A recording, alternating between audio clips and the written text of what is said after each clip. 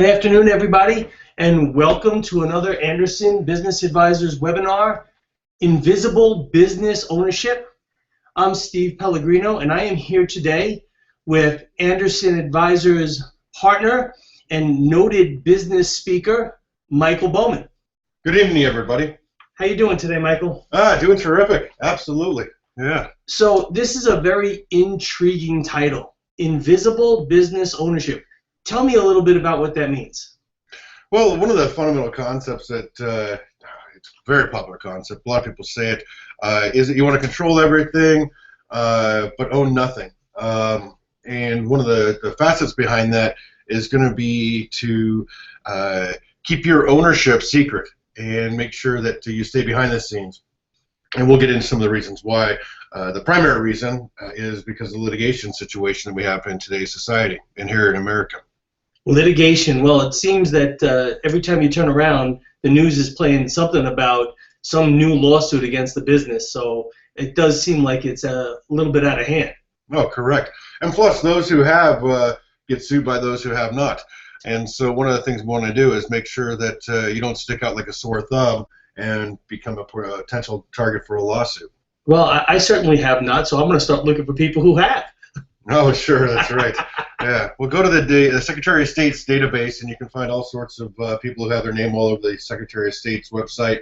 It's very easy to find nowadays and find out those people who do have assets. And so, unfortunately, in our society, people look at, you can earn it, you can inherit it.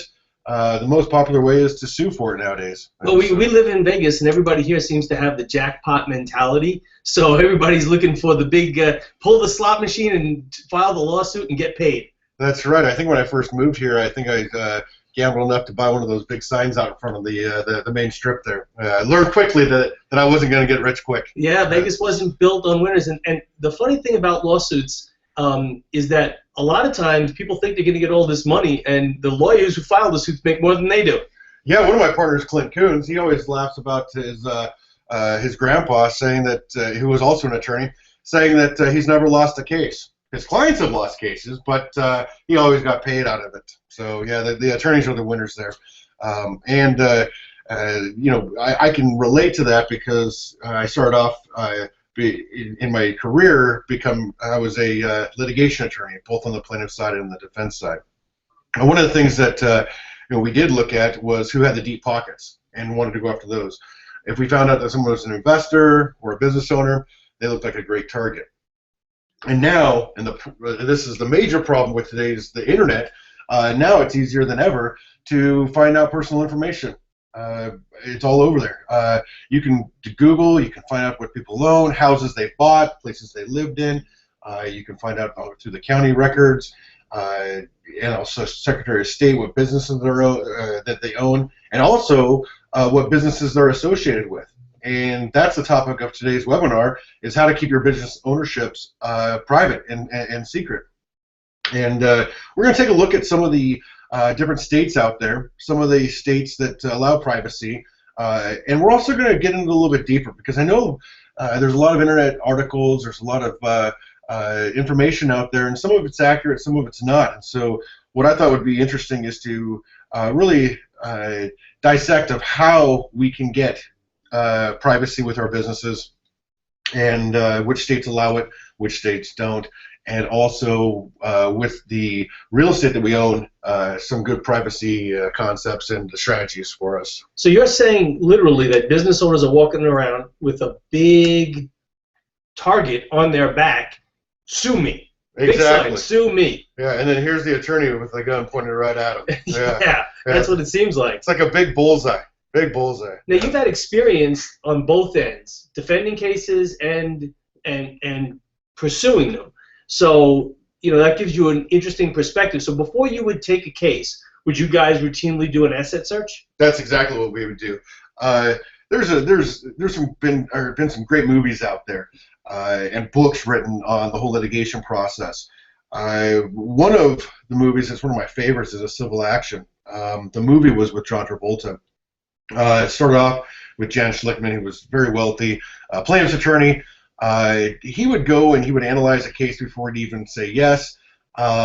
And the reason why he would do that and take a look at what the recovery was and take a look at the companies and the individuals that he was suing is so he could get a recovery. Because if you can't get a recovery at the end of the day, you're fronting all the costs, and that can really sink a law firm. And in the case with the civil action, at the end of the movie, he was broker than a joke. He literally lost everything because he bet on this one case, and because of the business structure that the company had, there was no recovery to be had. And so attorneys are very careful in the cases that they take. I know we have this vision of the justice system that, it's to get justice, but in actuality, attorneys are going to look at it from a business standpoint. There's pressures. Law firms are expensive to run. You've got staff. You've got partners. Marketing people. You've got a lot of expenses. And then the old saying is lawyers need to bill and then recover on those bills. Plaintiffs' attorneys, when they look at a case, they look at it from, a lot of them take it on a contingency basis where they actually have a staked interest in the case. And it can range from the 30% to 33% up to 40%, depending on how soon or how far along in the case you go. If it's within about 30 to 40 days of trial, you're at the 40%. And so it's a moneymaker for attorneys, and they look at it. So one of the things that an attorney does is they find out the defendant's name, and they're going to do research. And they're going to go through and find out what the defendant owns, what maybe companies are involved with, and they're going to kind of put a finger on the financial pulse of the defendant.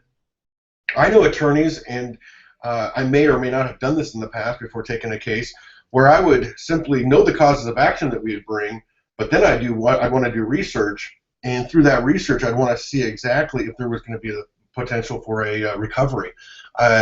You never hear about that homeless guy getting sued, right? Right. Yeah. What's the purpose? There's no reason behind it. Take his box? Correct. Yeah, take his box, and yeah. So it was probably yours in the beginning anyway. Exactly. So what you're saying here is you can neither confirm or deny that you've ever done this, but this is how it's done. I've heard of these things happening. I've heard of these things. And so privacy is really, really important because I've seen it firsthand, and I know a lot of other attorneys, and I talk to them, and I find out what they're doing. And so one of my goals with my clients is to keep them private. I've had clients that their forms of asset protection and privacy was, they'd make their house look like it was all overgrown and it was full of weeds, and then they'd drive an old 1970s car around, and they thought that was a good form of asset protection or hiding that they owned assets. Problem with some of these clients is they were dentists, doctors, and so people knew them and what they had. But for the most part, again, back to my clients who are business owners, real estate investors, stock investors, I want to keep as much of their assets private as possible. And one of the ways that we do that is through Nevada entities and also just business entities in the beginning. I didn't think we could get very far without addressing one topic that I've seen, and I've got a lot of questions from other attorneys and also clients, and that's, well, if I get enough insurance, doesn't that just make things go away, and doesn't the insurance take care of it? And the answer is, it depends. Just like every famous attorney wants to say, it depends. I think insurance is a good first line of defense. I think that there's a lot of lazy lawyers out there, and those lazy lawyers are happy to get the insurance limits and move on to the next victim. I mean client. Sorry, Freudian slip.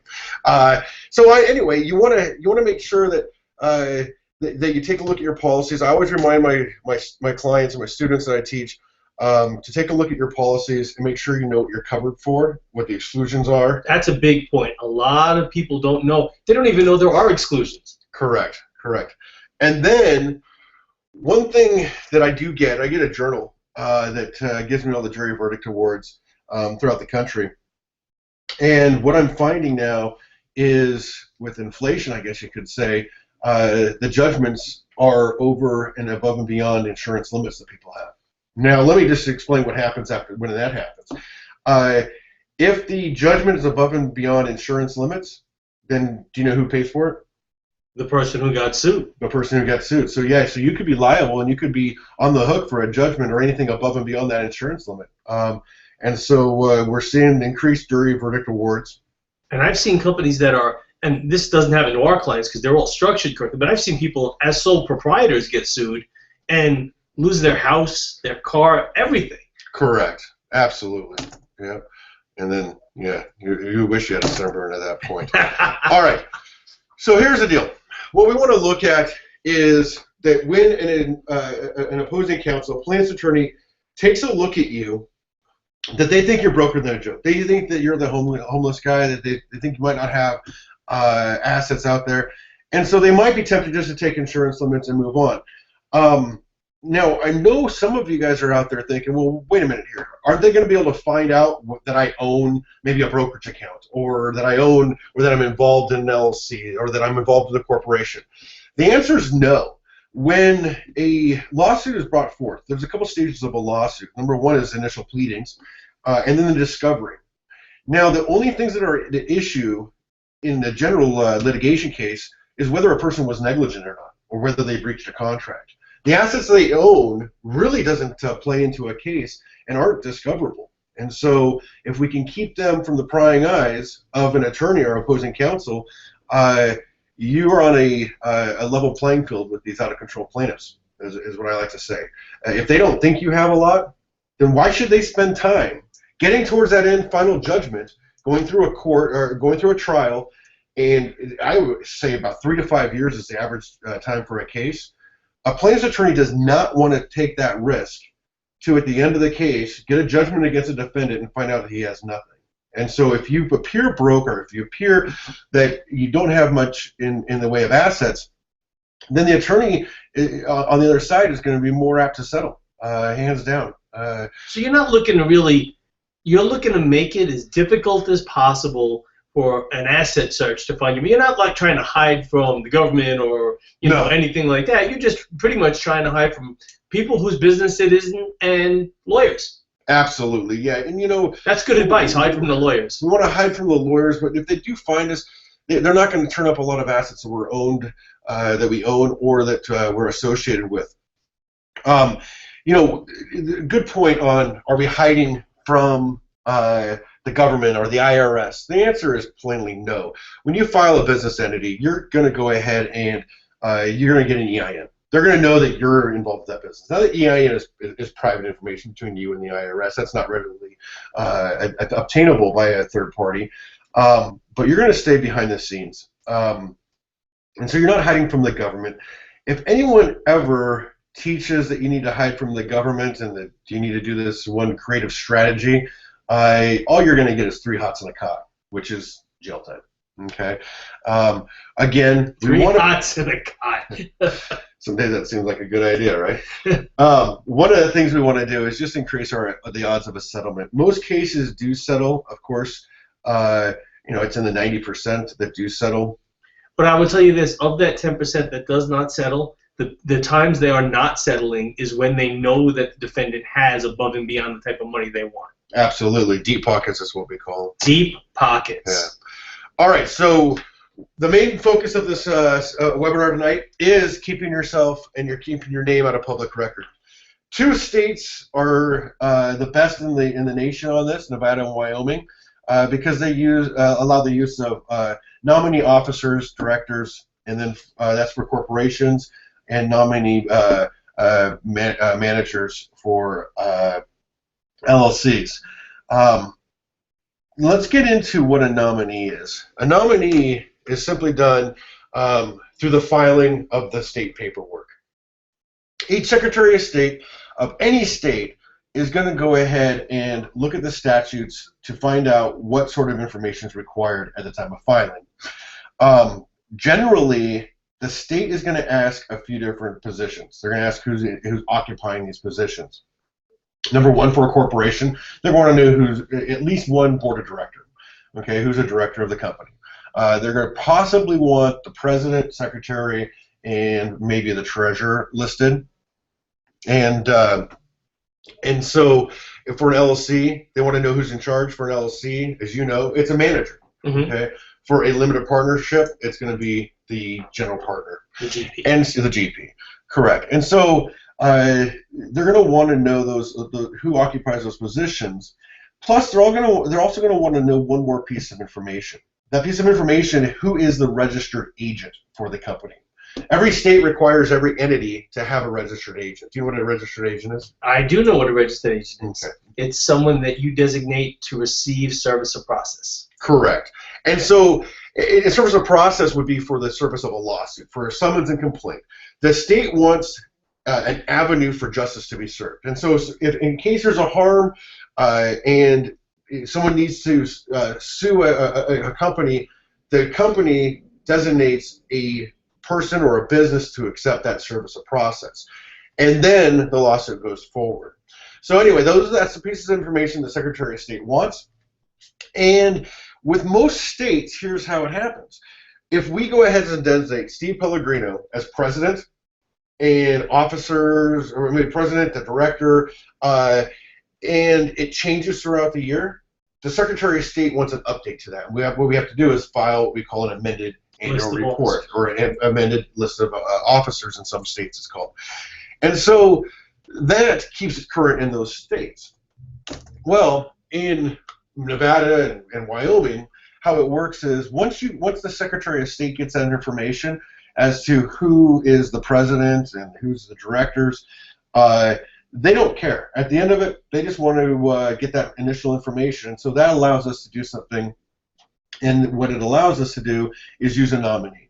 For instance, if I wanted to form a business, I'd go ahead and hire Steve Pellegrino as the president. You would go ahead and form that business. And then once it's filed with the Secretary of State, Steve Pellegrino's name's up on the Secretary of State website.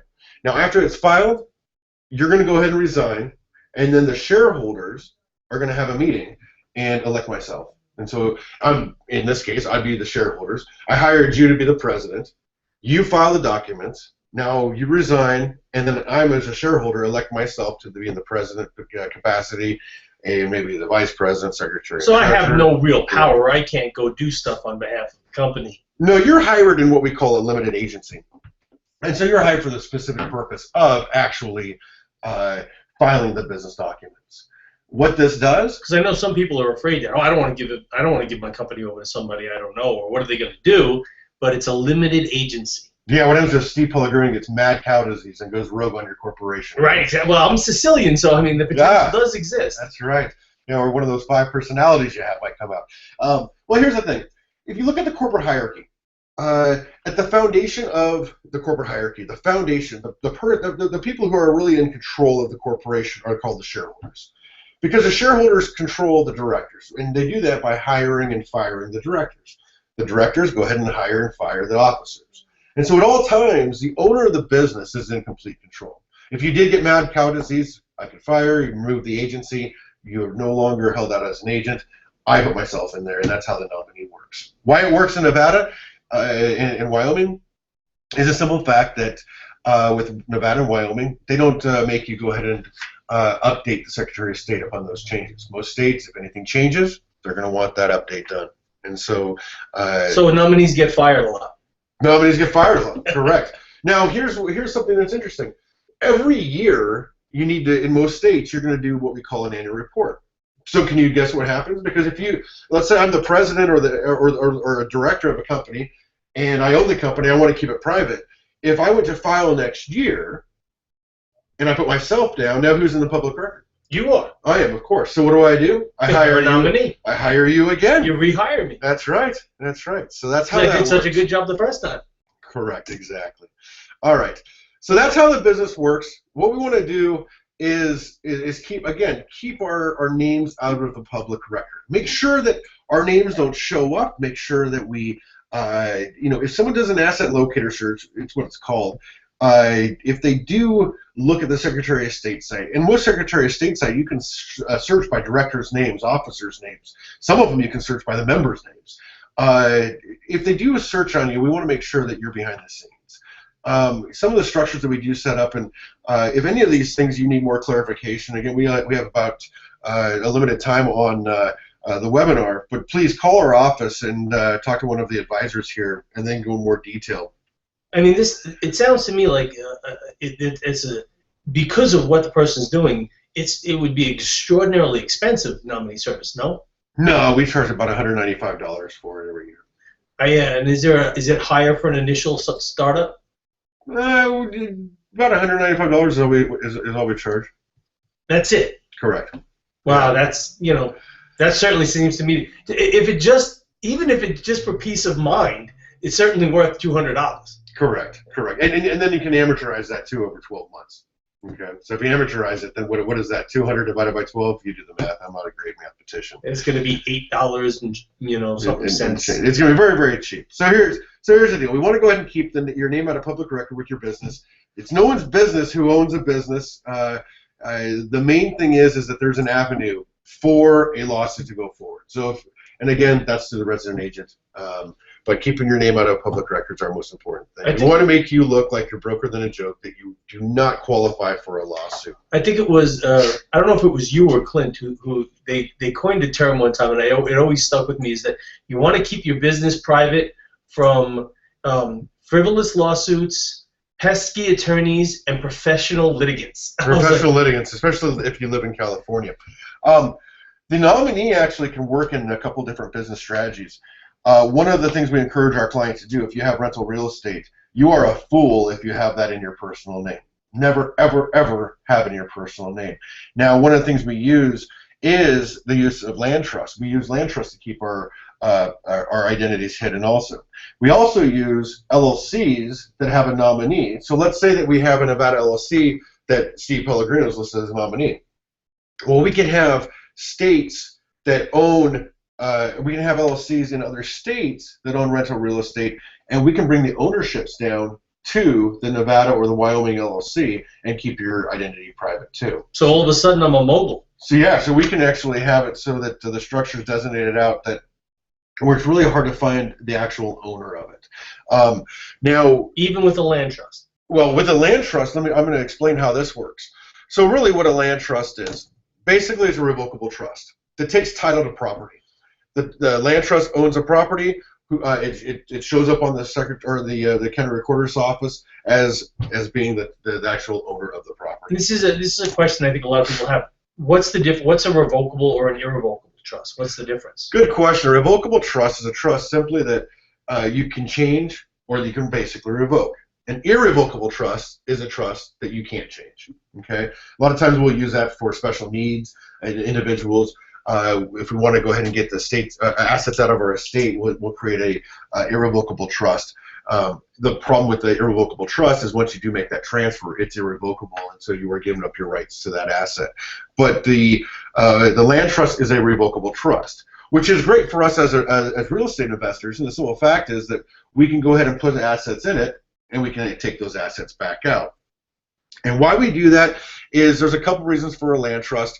We want to go ahead and if we have mortgages on the property, we'll use a land trust, and that will bypass that due on sale clause. Problem with it is that since it is a revocable trust, it doesn't provide any asset protection, meaning that since you can take the asset out, your creditors can too. And so we always use a land trust combined with a limited liability company or an LLC. Now, in order to achieve privacy, it's a two-part deal. In order to achieve privacy with a land trust, we can go ahead and hire a nominee trustee. Because here's how it works when you title a piece of property. So you can even have a nominee trustee? Correct. Wow. Because here's how it works when we title a piece of property in a trust. You may have a living trust. In fact, I know you have a living trust. Most people out there have a living trust. If you don't have a living trust, I highly suggest you get one, just for estate planning purposes. But once you title your personal residence into the living trust, the title is going to read something like this. The title is going to vest into Steve Pellegrino, trustee of the Pellegrino Family Living Trust. Well, with your personal residence, most of us have homestead exclusions. It's your personal residence. We don't really care if people know you're associated with that residence. People know your home address. That's easy to find out. But with our rental properties, because I can homestead my home. You can homestead. Nevada's got $550,000 of homestead exemption. But here's the thing: with our rental properties, if we go ahead and title it in the name, like let's say Steve Pellegrino of the Blue Flower Trust, and we have this rental property held in the title of the trust, they're going to know that Steve Pellegrino is still involved with it, and they might do some digging and they might find that out, and then they might go after you just because they know you're associated with it, not knowing that there's an LLC involved and there's asset protection there. But if we're wanting to keep private, what we could do is we could hire what we call a nominee trustee, and that nominee trustee is basically a person hired that when you go down and you title or deed the property into the name of the land trust, their name's going to be, let's say, Michael Bowman, trustee of the Blue Flower Trust.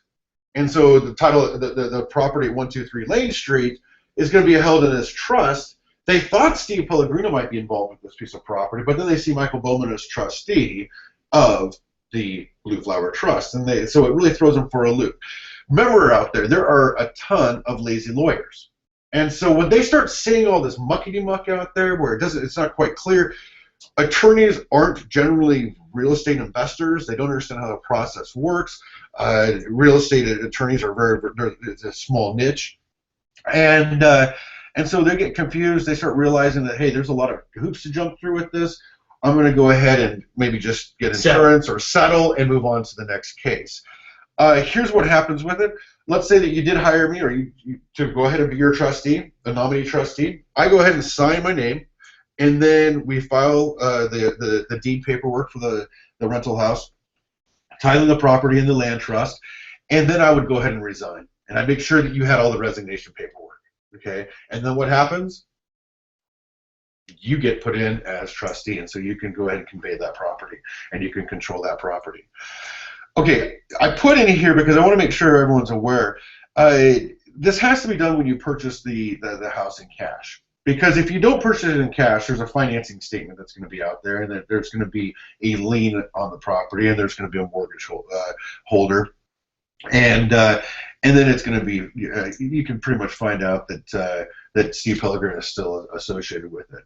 Now, I put that as a second, something to be aware of, because again, it's going to take some digging, and it's going to take an attorney who really understands titling a property, understands trusts.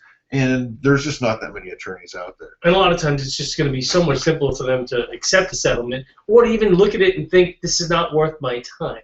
Correct. We want to make sure that they think there's a lot of hoops that they have to jump through, and that they decide at the end it's not worth going through. Now, here's something else to be aware of. It's something that, when I say buy the property with cash from the get-go, because if they think Steve Pellegrino's involved with that piece of property and they do go through the chain of title, then they can find out that you're probably still involved with it, that you've done some sort of legal maneuvering. Again, not necessarily a bad thing. The reason why is they know that you are astute. They're not dealing with just an average Joe. They know that you put into some mechanisms that are going to make their life very, very difficult. So I use land trust for a couple reasons. Again, to keep private, and also just simply to bypass the due on sale clause, and to create a kind of a trap for attorneys, something where they're going to look at it and say, okay, this guy's pretty complex. Not worth their time. You make a really good point. If I put these things in place and they realize that they're dealing with someone who has put procedures in place to protect themselves, an attorney might be even more unwilling to go forward, thinking to himself, this is going to be a lot of work. Well, I had a client, probably about 7 or 8 properties that he owned, and it was doing some renegotiations. There was about 3 of the properties were at issue, but they had found out, and they had done some discovery as to some other things that he had owned. And this client basically put his whole entire structure and all his asset base out and showed him how it was asset protected and how each asset was owned. And the opposing counsel looked at him and said, hey, you've woven a pretty complicated web here. All we care about is these 3 properties. And gave him a global release on everything else. Now that's a win, because those 3 properties he didn't want anyway. They were upside down. There were some issues with them, but he was able to keep the remainder of his assets just because of the structures that we had put together and the complexity. Again, in the opposing counsel's mind was, he didn't feel like going through the hassle of getting to each of the assets, because at the end of the day, either they're going to be asset protected and there was not going to be a recovery at the end. And it's a cost-benefit analysis. The amount of work put forth in order to get it is not going to be there for them. Perfect. Okay, so a little bit of housekeeping with using a land trust. I like to go ahead and use the address of the property to name the land trust. I find it a lot easier than trying to remember if 123 Lane Street's in Blue Flower Trust. So I use the property address or the street address. Also, it doesn't get tracked back to your home address. No, don't ever use your home address. But I use maybe there's here in Nevada, in Las Vegas, there's an enterprise area. There's Green Valley. So you can actually use the location of the property as part of the title. I just like to keep things simple and straightforward, and I like to be able to compartmentalize in my head how or what trust owns what properties. One thing is how the trust is going to work is the trust document itself is going to have the grantor, which is yourself. It's going to have a trustee, which is in some cases you're going to use a nominee trustee, and then also a beneficiary. And we need to kind of mix those positions up, but don't change the beneficiary until after the document's recorded. So after the deed's already gone through, because sometimes the county wants to see the trust listing out each member or each occupant of the different positions. And then it's public record. And then it would be public record because they would show that you have assigned the beneficial interest over to an LLC. And so wait until the actual deed is recorded, and then go ahead and assign the beneficial interest over to the LLC. At that point, the LLC, for all intents and purposes, owns the property. Okay, the trust owns it, but it's assigned the beneficial interest over to the LLC. Just like as in if you with your living trust. And when you form a living trust, you're the grantor, you're going to also be the trustee, and then you're the beneficiary. And then what you can do is, when you pass, then the beneficiary become your kids. All right, so here's a picture of how everything works. You take the piece of property, you go ahead and you do a deed from your names as grantors to the grantee, which is going to be the name of the land trust, with a possible nominee a trustee there. After it's recorded, then you go ahead and you assign it to an LLC. Now, that gets us to kind of an interesting point, because all asset protection laws throughout the 50 states are not the same. Throughout the last, it's got to be the last 15 years where it really got kind of dicey. Through states like Florida, Colorado, California, we've had some issues where states have weakened asset protection. And so the question comes up, well, what happens if I live in California, Florida, or Colorado, where I personally get sued, they can go and get the assets of the LLC. Is there any way to protect myself against that? And what I say is, yeah, absolutely. What I want to do is go ahead and put a barrier between you and the in-state LLC. Like if you have a rental home in Colorado, if you personally own that, they're going to be able to get into that Colorado LLC. So what we want to do is put a barrier between you and the Colorado LLC, and how we do that is either use a Nevada Limited Liability Company or a Wyoming LLC. I really like Nevada Limited Liability Companies for the fact that the law is drafted in a way that single-member owners get the same protection as multi-member owners. Nevada's got business courts. Nevada is what we call a sole remedy state, meaning what we've done through the Nevada revised statutes, we've taken the decision out of a judge's hands, and we've codified it in the statute, meaning the judge has to follow the statute. And a lot of people say, well, why is that so important? It's because judges notoriously make poor choices, and that sometimes they're not informed into as all the aspects of business law.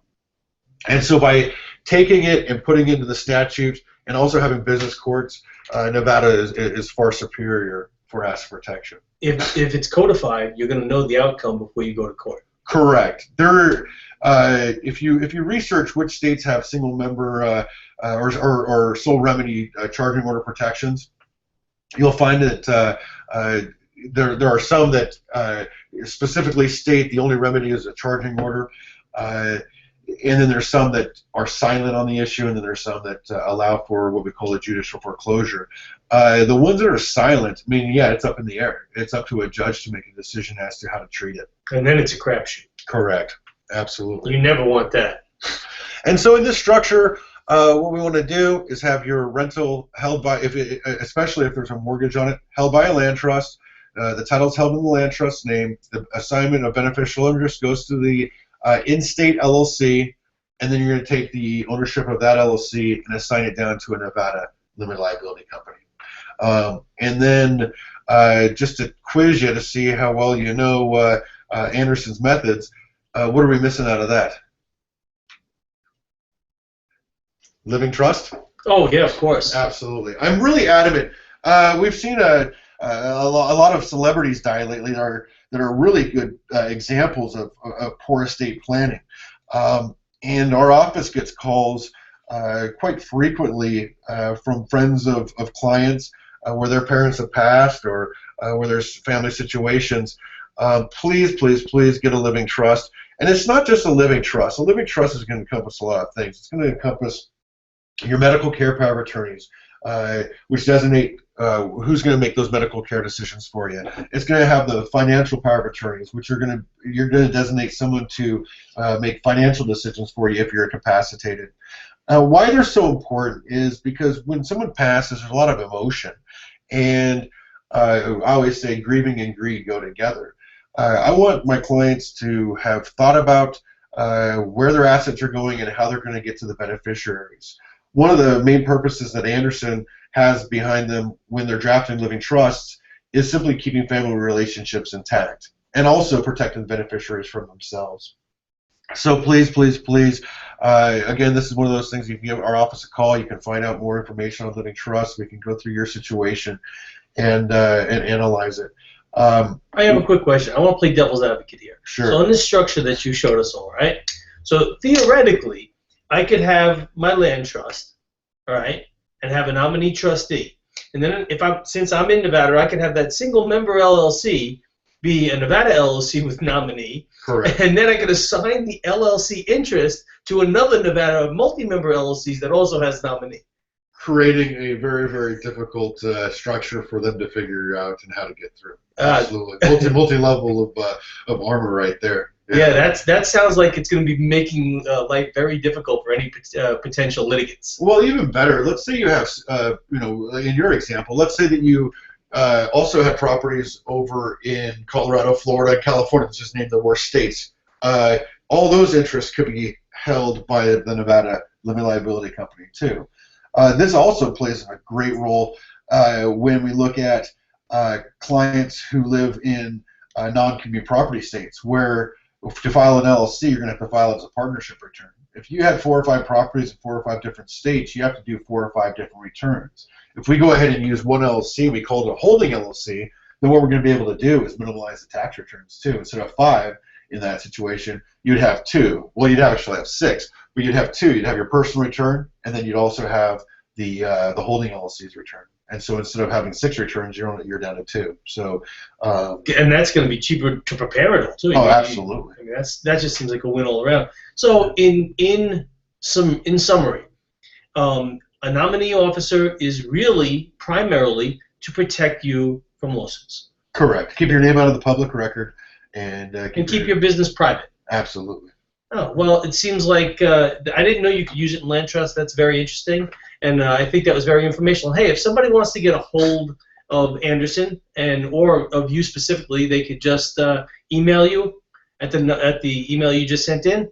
Correct, and also to schedule an appointment with an advisor, 800-706-4741, and we'll get you scheduled. Also, take a look at the website. I know there's a lot of clients on the call, but if you're not a member of our newsletter, sign up for our newsletter so we can get you up-to-date information. What we do is we generally take anything that's been decided from an IRS standpoint, news, from a legal standpoint, and we'll go ahead and take it and regurgitate it into layman's terms and give you examples of how it might affect you. You know, So, and check back at our blog. We update our blog several times a week with new articles, updating everything from you writing articles, Toby, Clint, Greg, and as well as the newsletter and joining our YouTube channel. The YouTube channel, you know, come in, see all the webinars. perfect. So those are on there, huh? They're all on there. All the webinars we do general public are available for a short time, and then they go into our archive, and the archives are available to our Platinum members only. So if you're a Platinum member, you get access to literally years of content that we've been generating and articles and all that other stuff as well. Ah, terrific. Yeah. So the Platinum membership is always, if you are an Anderson client, you should definitely be a member of Platinum. Excellent. Yeah, I always loved educated clients. Yep. Well, thank you very much, Michael, for all the education, and problem. we'll see you guys again in a couple of weeks with a new webinar. All right, guys, have a great evening.